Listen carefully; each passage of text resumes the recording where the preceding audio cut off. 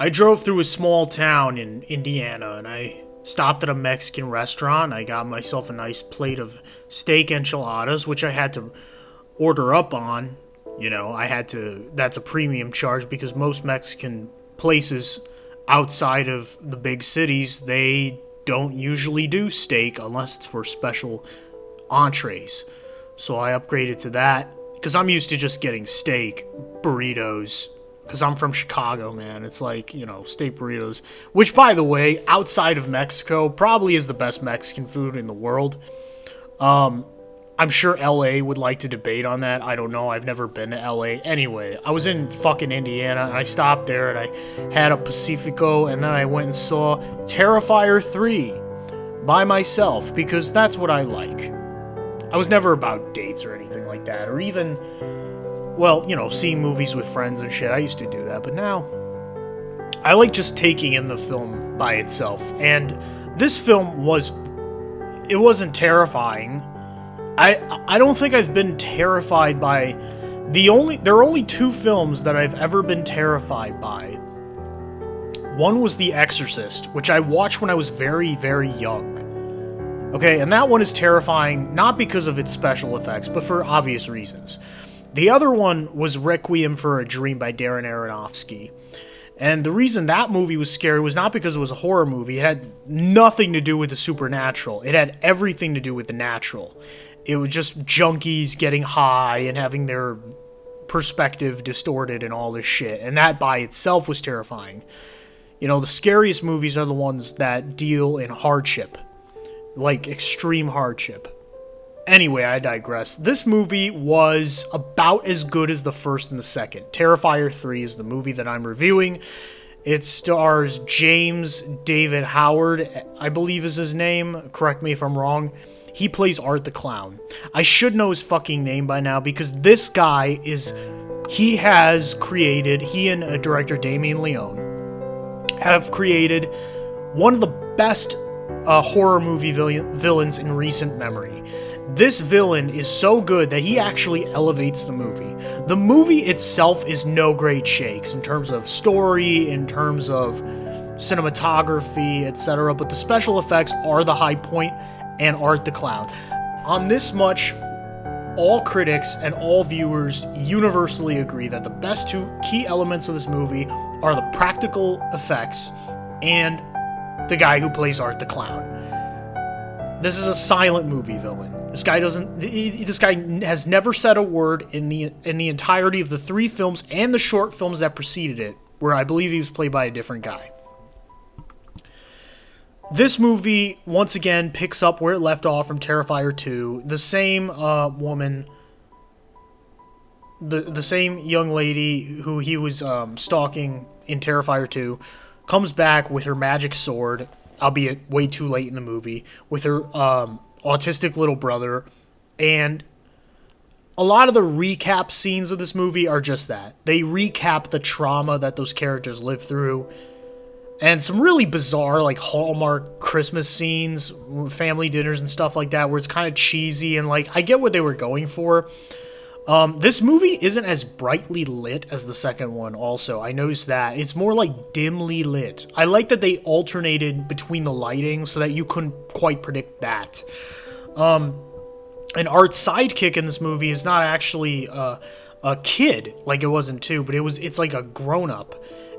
I believe it was the victim of the first movie, if I'm correct in that assumption. I didn't follow the lore as much as the fanboys and girls of this franchise probably have. I'm not a huge fan of this franchise. I give it a 6 out of 10. And the only reason I give it a 6 out of 10 is for those 2 obvious reasons. However, there are things that I noticed about this movie that I want to touch on real quick. The thing that stood apart from it is, in terms of character development, has nothing to do with its victims. The victims of this movie are they're very thin, they're satirical. You can tell at times in several key kill scenes that Damien Leone is just in it for the kills. It's almost perverted in a way that I don't like. I will admit that I don't like some of the close-up shots in this film. I do think it is, even for the splatter gore style, I do think it is gratuitous in just terms of conveying what needs to be conveyed. It's not simply that I'm grossed out by the special effects, because I know at the end of the day they're just special effects. And some of you may have to remind yourselves of that at times.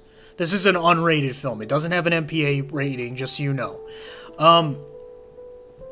But the thing, but it's like, yeah, like several close-up shots of gore, like testicles being chopped off, shit like that. Yeah, it's obviously satirical based on the fact that the first movie, he slices a woman down the vagina with a chainsaw. In this movie, Damien Leone does the reverse, where he says, hey, we gotta balance it out a little bit. You know, slices this fucking jock up the ass crack in a pool locker room. And, you know, that scene was funny in its own dark, twisted way. And the scenes where he's Santa Claus and he's fucking torturing Santa Claus and all that, that just adds to it.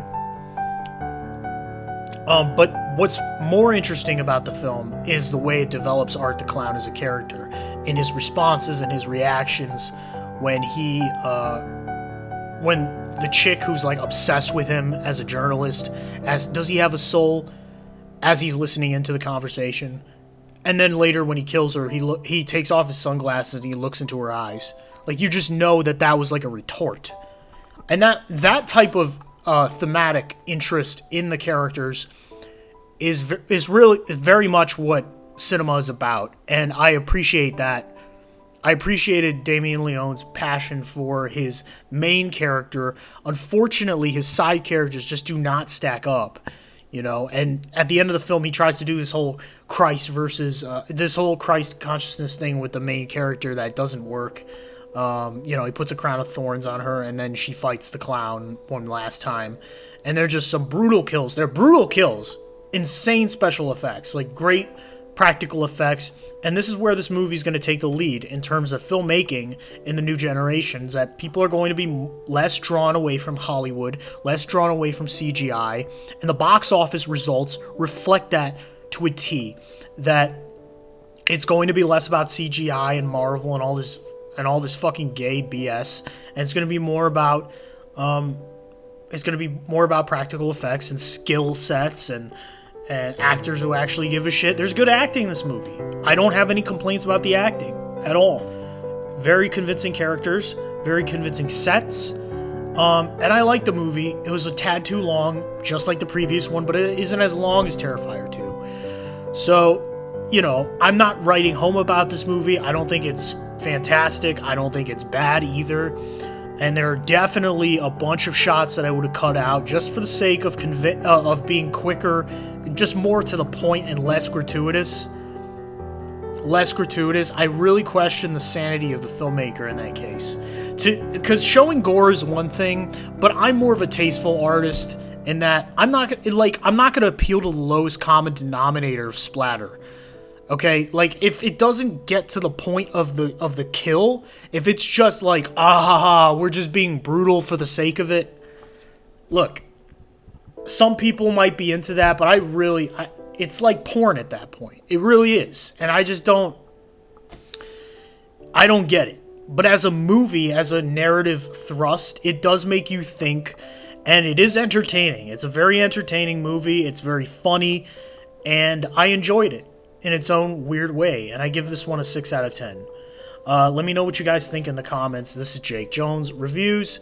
I'll be back shortly to talk about some older films that I've watched that I would highly recommend.